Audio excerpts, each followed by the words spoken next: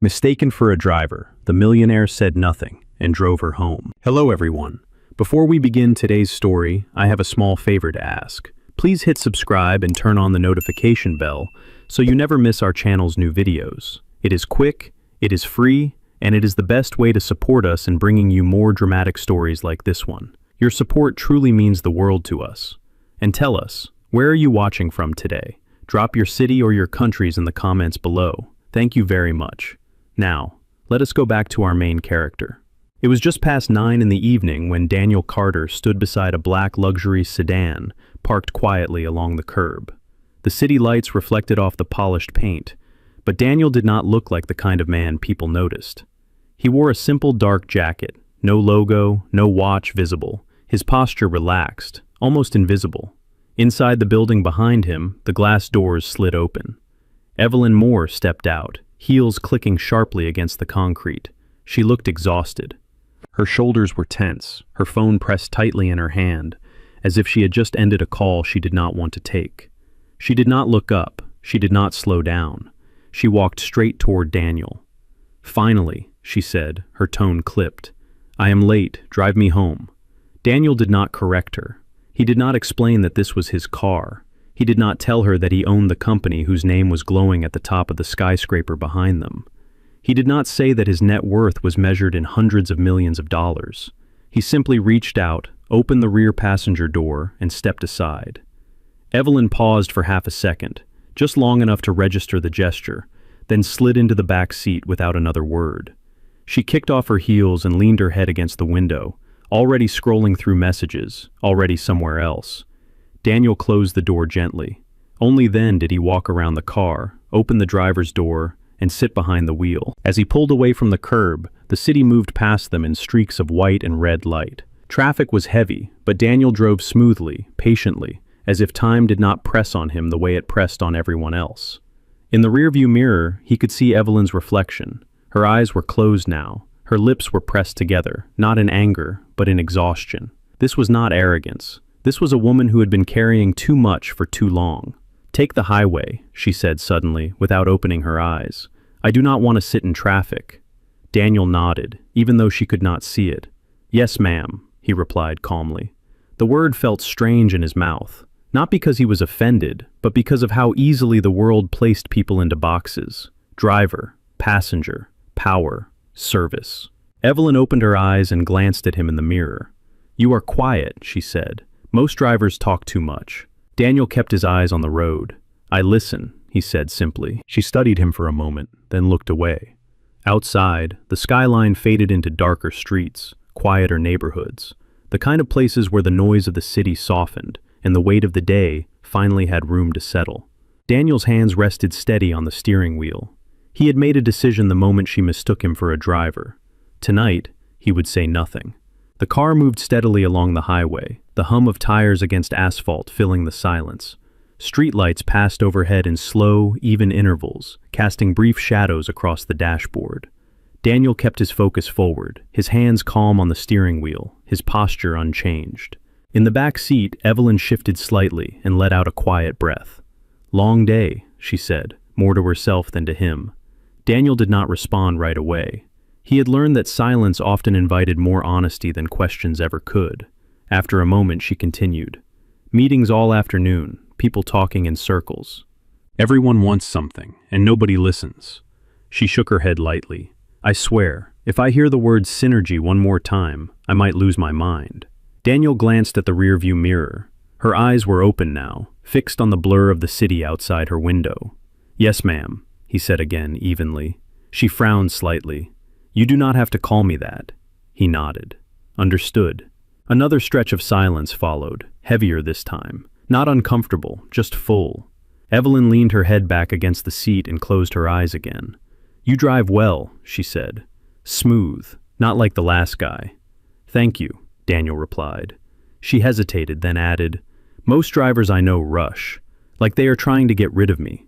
Daniel allowed a small pause before speaking. Some people confuse speed with efficiency. That made her open her eyes. She looked at him again through the mirror, really looked this time. His voice was calm, thoughtful, not the bored tone she expected, not rehearsed. Huh, she said softly. That is actually true.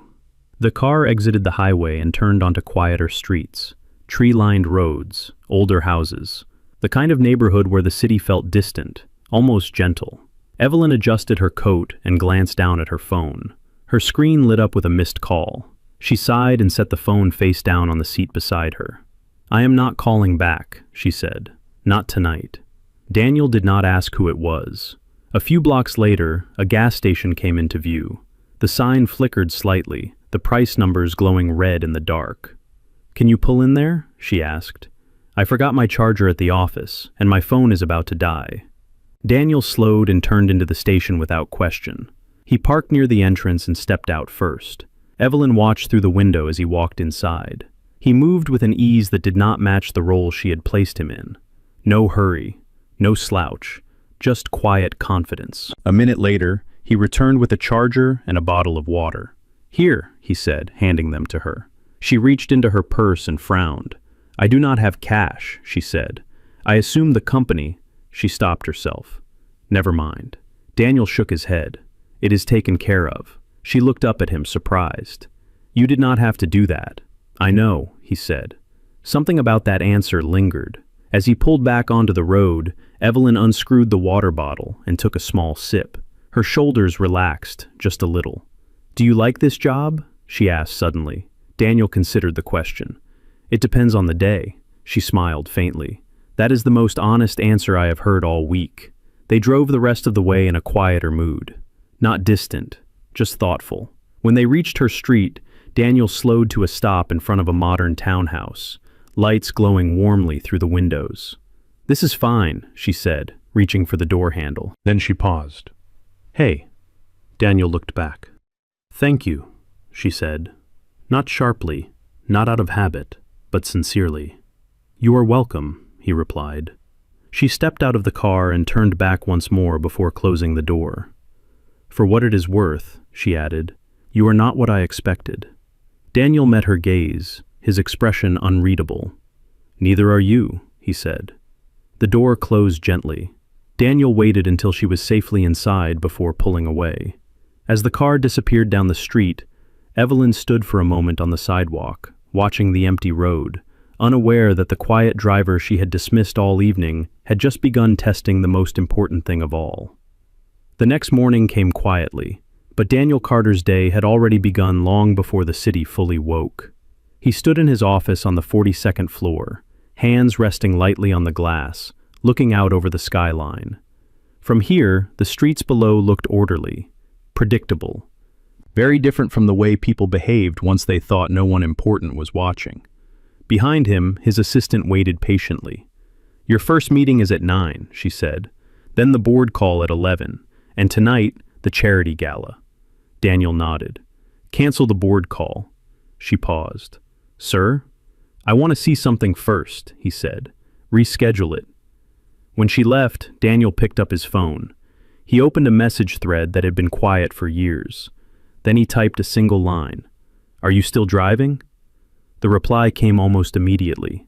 "Always. What do you need?" Daniel smiled faintly.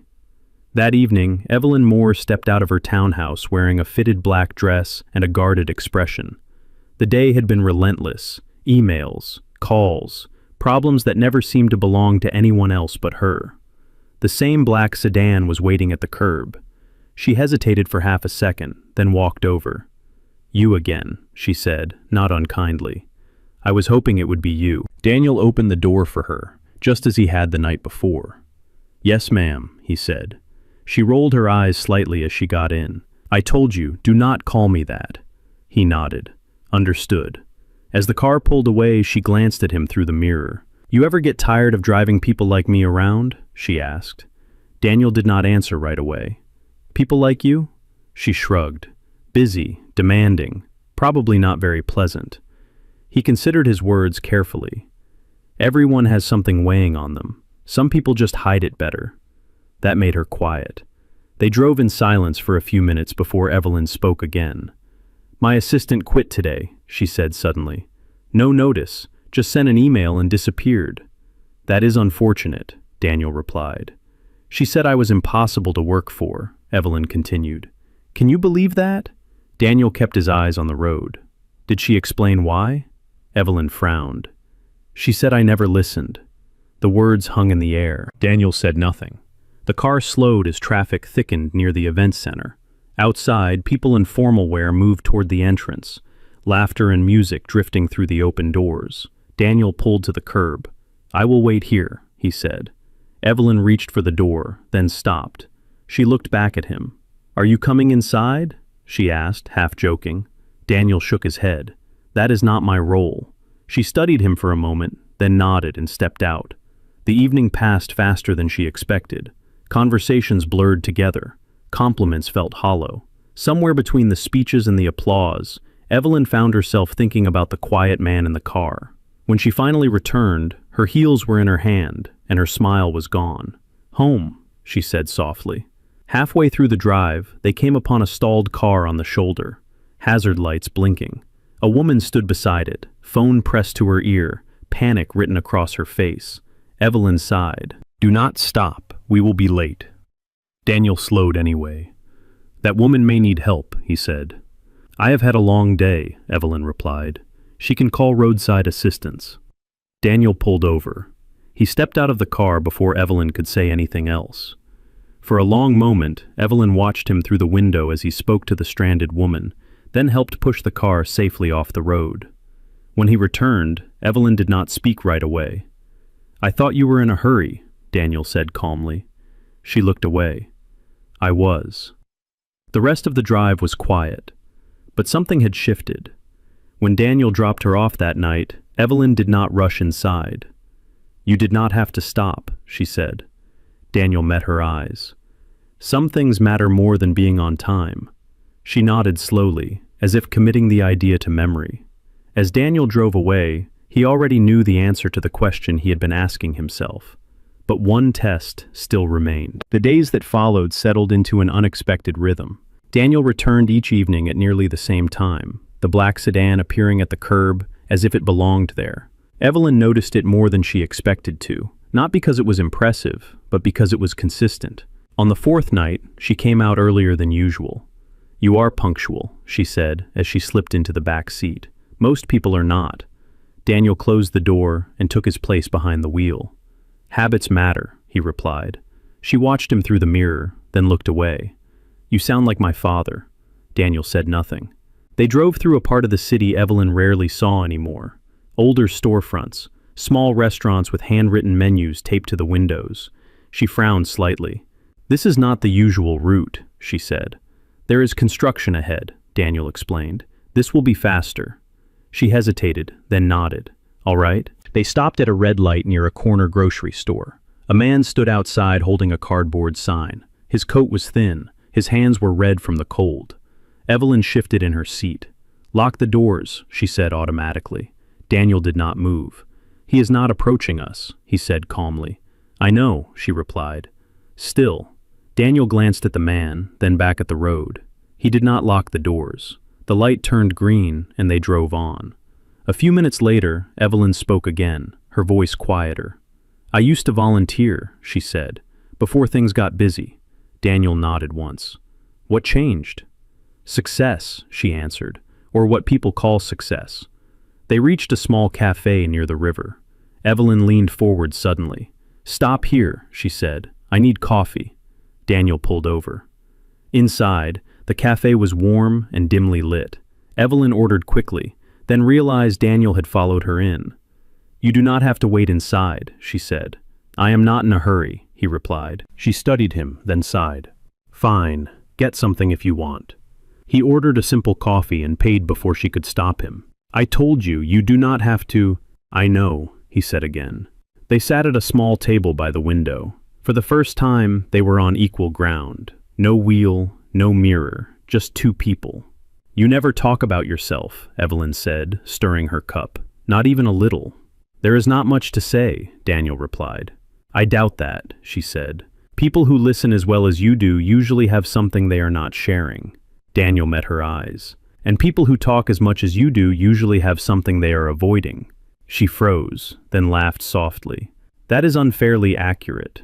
Outside, the man with the cardboard sign passed by the window. Evelyn watched him, then reached into her purse. She pulled out a bill and stood. "I will be right back," she said. Daniel watched as she stepped outside and handed the money to the man. They exchanged a few words. She smiled. Not the polished smile she used at events, but a real one. When she returned, she sat down quietly. "You did not have to do that," Daniel said gently. "I know," she replied, "but it felt wrong not to." They finished their coffee in silence. Back in the car, Evelyn rested her head against the seat. "You know," she said, "if you ever want a better job, I could put in a word. You are wasted behind a wheel." Daniel kept his eyes on the road. "I appreciate that." "But," she pressed. "But I like seeing people as they are," he said. She smiled faintly. "That is a strange thing to like." When they reached her house, Evelyn did not open the door right away. "Thank you," she said, "for tonight, for listening." "You are welcome," Daniel replied. As she walked inside, Daniel remained in the car, his decision growing heavier with every test she passed. She was changing, and soon she would need to know why. The following evening brought rain. Not heavy, not dramatic, just enough to darken the pavement and soften the city lights into long reflections. Daniel arrived on time, as he always did. Evelyn was already waiting under the awning when he pulled up. She opened the door herself this time. "Traffic is awful," she said as she got in. "Everyone forgets how to drive when it rains." Daniel smiled faintly but said nothing. They had barely gone 2 blocks when her phone rang. Evelyn glanced at the screen and sighed. "It is my brother," she said. "I should take this." She answered, her voice tightening almost immediately. "No, I told you already. I cannot fix this for you. Not again." She paused, listening, then shook her head.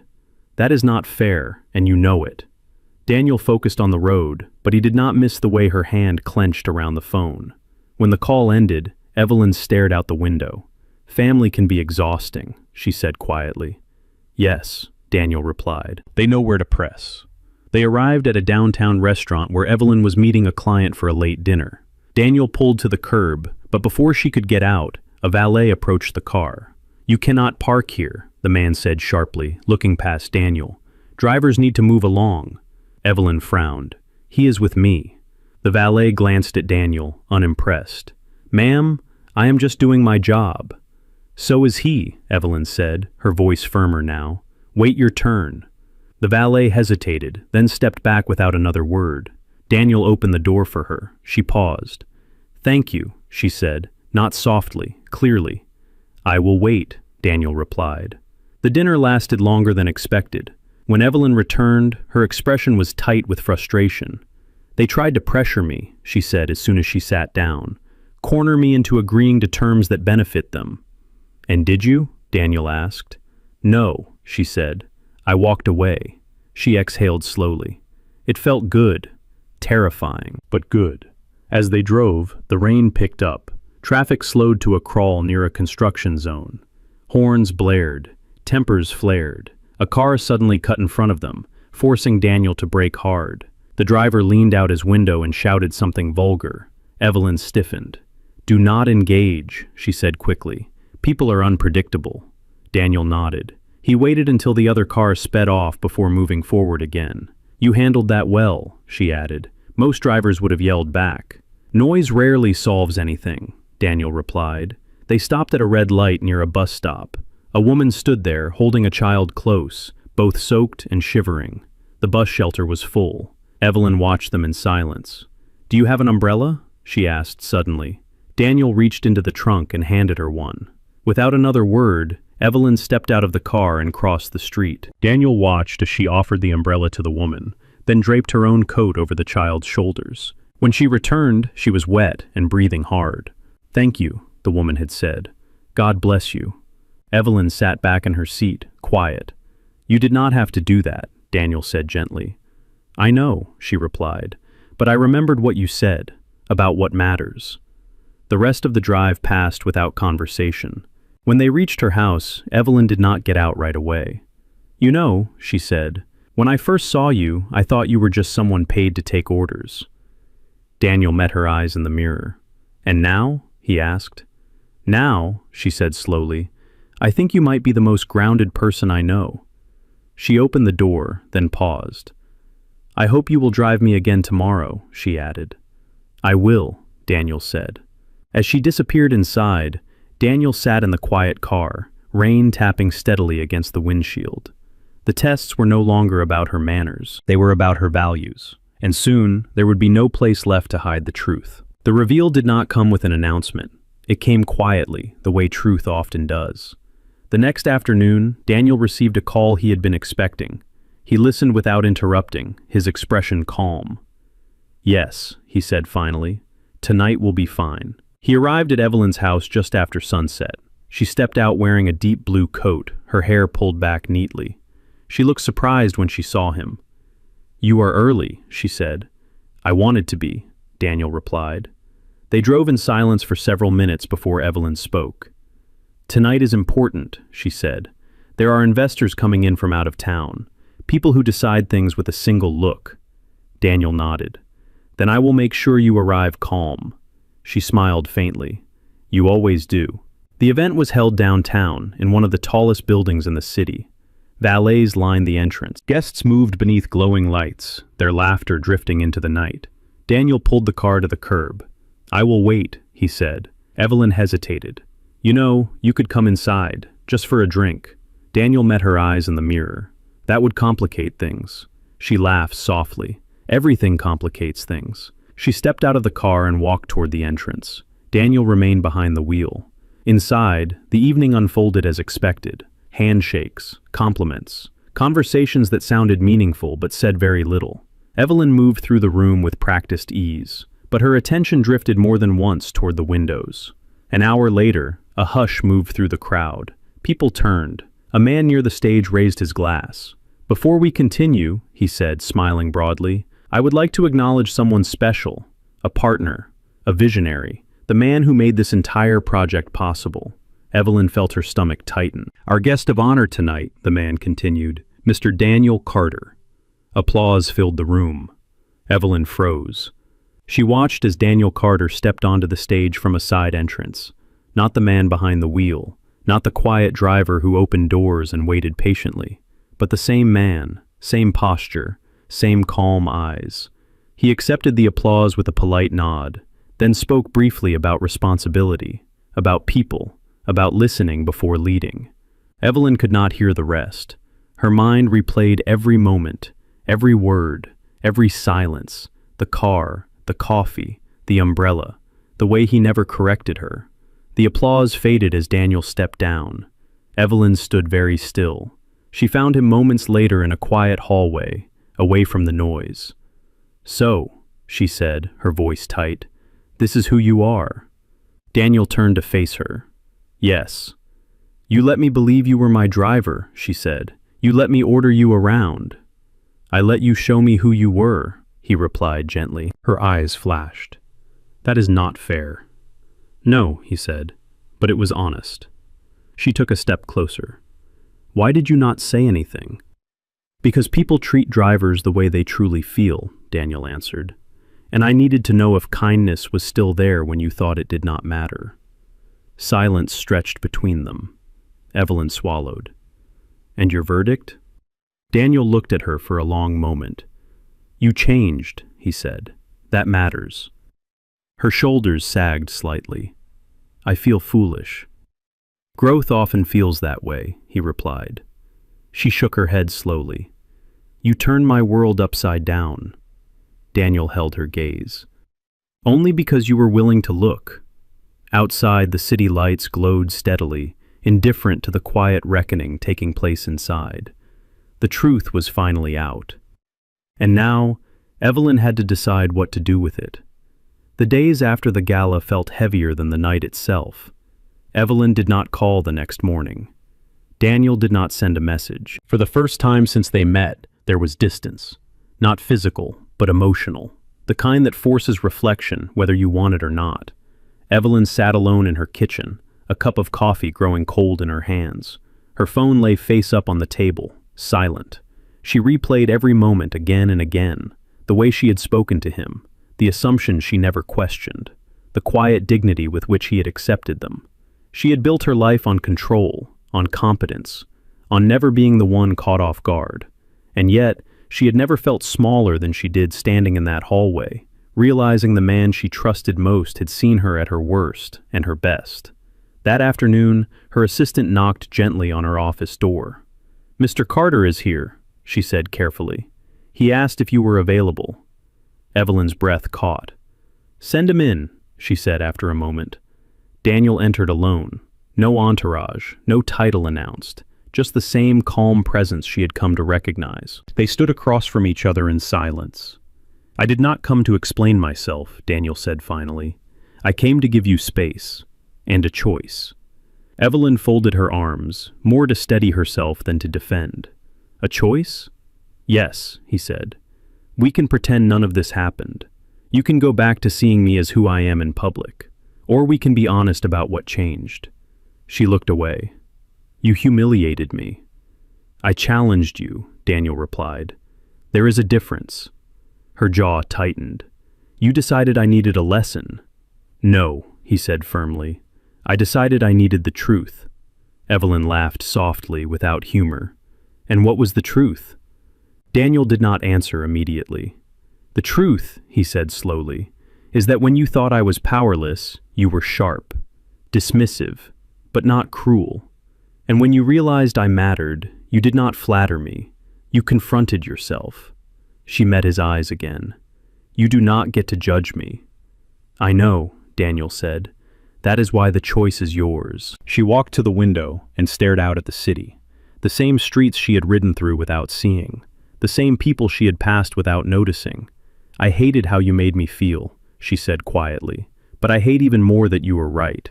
Daniel remained still. "I have spent years demanding respect," she continued, "and I never stopped to ask if I was giving it." She turned back to him. "Do you know how terrifying that is?" "Yes," Daniel said. "Change always is." Silence settled again, but this time it was different. Softer, less defensive. "What happens now?" Evelyn asked. Daniel took a small step back.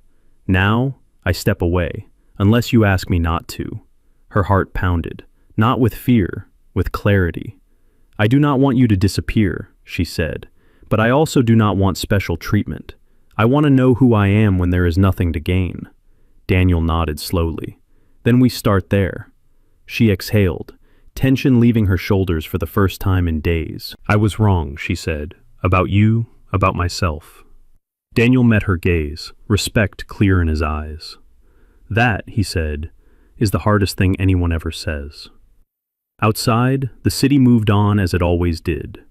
But inside that quiet office, something fragile and real began to take shape. The change did not happen all at once. It began quietly, with small decisions that felt insignificant, but were not. Daniel stopped arriving in the black sedan. Instead, he met Evelyn on foot outside a modest community center on the edge of downtown. The building was old, the paint faded, the sign slightly crooked. "This is where I spend my Thursdays," Daniel said. Evelyn looked around. "Doing what?" "Listening," he replied. Inside, volunteers moved between folding tables stacked with donated food. People lined up patiently. Some smiled, some did not. Life was heavy here, but it was honest. Daniel greeted everyone the same way, with eye contact, with respect. Evelyn stayed close, unsure of her place. A woman approached them, holding a clipboard. "Are you here to help?" Evelyn hesitated. "I do not know how useful I will be." The woman smiled kindly. Most people feel that way at first. Evelyn rolled up her sleeves. For the first hour, she said very little. She packed boxes. She handed out bags. She listened to stories she could not fix with money or influence. No one knew who she was. No one treated her differently. At first, it unsettled her. Then it grounded her. A young man thanked her for the food and added, "You listen like you care." The words stayed with her. Later that evening, as they walked out together, Evelyn broke the silence. "You never offered me anything," she said. Daniel glanced at her. "I offered you the truth." She nodded slowly. "That was harder." The following weeks tested her resolve. At work, she refused a deal that would have benefited her company, but hurt hundreds of employees. The board was furious. "You are letting emotions cloud your judgment," one of them snapped. Evelyn held her ground. "I am letting values guide it." The vote passed without her support. She walked out of the room shaking, but proud. That night she called Daniel. "I think I just made enemies," she said. "You probably did," he replied calmly. "That usually means you did something right." Another week passed. Evelyn began visiting the community center on her own. No cameras, no announcements. She listened more than she spoke. One afternoon, Daniel found her sitting with an older woman, holding her hand as she spoke about losing her home. Daniel did not interrupt.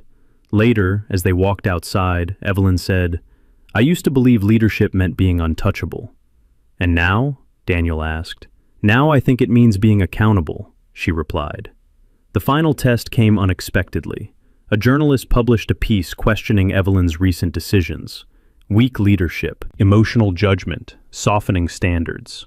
Her phone rang non-stop. She could have responded, could have defended herself publicly. Instead, she showed up to the community center the next morning. Daniel was there, surprised to see her. "They are tearing me apart online," she said quietly. "And yet," he said, "you are here." She nodded. "I needed to be reminded of who I am choosing to become." Daniel studied her for a long moment. "You passed," he said. She frowned. "Passed what?" "The test you did not know you were taking," he replied. "The one where kindness costs you something." Evelyn let out a breath she did not realize she had been holding. "I am not doing this for approval," she said. "Not yours, not anyone's." Daniel smiled. "That is why it matters." As they stood together, watching the city wake up beyond the center's doors, the gap between who Evelyn had been and who she was becoming finally closed. She had not been rewarded. She had been transformed. And for the first time in a long while, that was enough. The morning air was cool and clear, the kind that made the city feel honest. Evelyn stood outside the community center, watching volunteers arrive one by one. There were no cameras, no announcements, just people showing up because they chose to. Daniel joined her a moment later, hands in his coat pockets. "You look lighter," he said. "I feel lighter," she replied, "like I am finally standing on my own feet." They walked inside together. The center was busy, alive with quiet purpose. Evelyn greeted people by name now. She knew their stories, not because she owned them, but because she listened. After the last box was packed and the doors closed, Daniel waited as Evelyn finished a conversation near the entrance.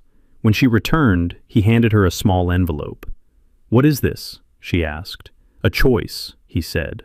Inside was a simple card and a folded document. No logo, no letterhead. Evelyn read it slowly. "You want me to help lead this," she said, looking up. "Not as a donor, not as a figurehead, but as a partner." "Yes," Daniel replied, "on equal ground." She took a breath. "And if I say no?" "Then we walk away with respect," he said. "Nothing is owed." Evelyn thought of the first night she had seen him, standing beside a car, silent, invisible. She folded the paper carefully. "I spent my life being served," she said. "I think it is time I serve something that matters." Daniel nodded once.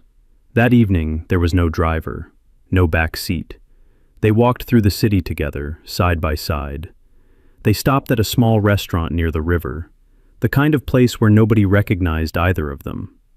Over dinner, Evelyn laughed more than she had in years. "You know," she said, smiling, "I never apologized for how I treated you that first night." Daniel met her gaze. "You showed me who you became. That mattered more." She reached across the table and took his hand. "I am glad you said nothing," she said quietly. "If you had corrected me, I would never have learned to listen." Daniel squeezed her hand gently. "And if you had not changed, I would have walked away." Outside, the city lights reflected off the water, steady and calm. Weeks later, Evelyn stood in front of a small group at the community center. No podium, no speech prepared. "I am not here to save anyone," she said honestly. "I am here to learn, to listen, and to build something together." Daniel watched from the back of the room, pride clear in his eyes. Afterward, as they stepped outside, Evelyn stopped beside a familiar black sedan parked quietly along the curb. She smiled. "You know," she said, "for a while, I thought this car defined you." Daniel shook his head. "It never did."